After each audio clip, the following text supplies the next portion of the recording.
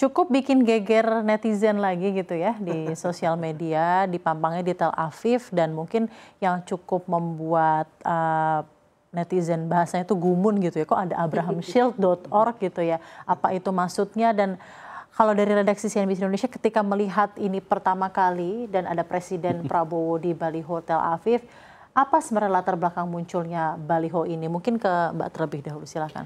Kan kalau kita baca tadi kan sebenarnya kenapa muncul karena kan ada organisasi nirlaba yang mendukung Abraham Accord. Abraham Accord itu apa? Inisiasi dari Donald Trump dari masa pertama dia memerintah, di mana visinya adalah negara-negara Muslim dan Arab membuka hubungan diplomatik dengan Israel. Kalau ingat UEA sama Bahrain yang goal gitu kan ya. Nah sekarang itu juga mulai gencar lagi nih. Nah, kalau saya melihat apa yang terjadi dengan baliho itu ya setidaknya ada 3 hal sih kalau kita saya memandangnya ya.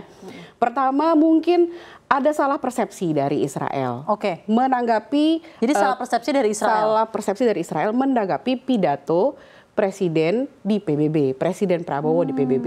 Salah persepsinya di mana?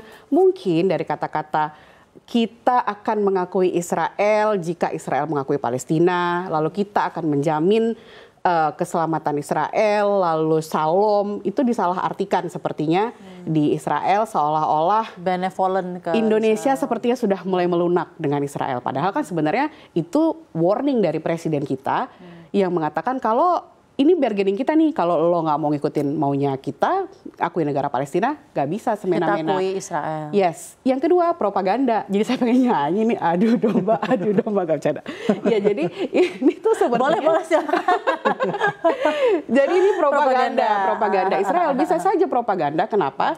Karena kita tahu kan Arab itu sangat mudah dibelah. Arab dan Muslim itu sangat mudah dibelah sekarang. Apalagi posisinya ada yang ada yang sudah membuka hubungan dengan Israel, ada yang belum. Yang belum misalnya yang sangat keras. Dan sampai saat ini notesnya Indonesia tuh belum ada hubungan diplomatik dengan Israel. Betul. Itu yang perlu kita ketahui bersama ya. Nah yang ketiga yang paling penting adalah ini sepertinya untuk menaikkan elektabilitas Netanyahu sendiri. Kenapa? Elektabilitas Netanyahu di Israel itu sangat rendah sekali. Jadi mau nggak mau dengan Abraham Accord, dengan seakan-akan banyak pendukung sekarang, negara-negara Arab yang belum buka hubungan pun dimasukkan, dan Indonesia juga dimasukkan dalam situ, seolah-olah kesuksesan Netanyahu nih harus dilihat oleh masyarakat Israel. Mungkin itu sih.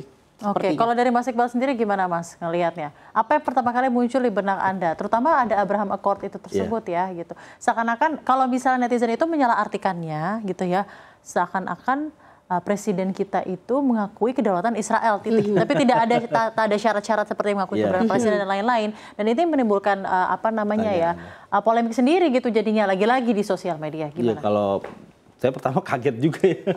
Kenapa bisa ada di baliho itu ada Presiden Prabowo di situ ya? Karena kita tahu bahwa sikap Indonesia sangat jelas, tidak berubah walaupun ada penambahan ya. Kalau dari pidato kemarin kan kita akan mengakui Israel kalau Israel mengakui Palestina sebagai negara yang merdeka gitu. Yang mana sebenarnya sampai sekarang rasa-rasanya Israel belum bergerak ke arah sana.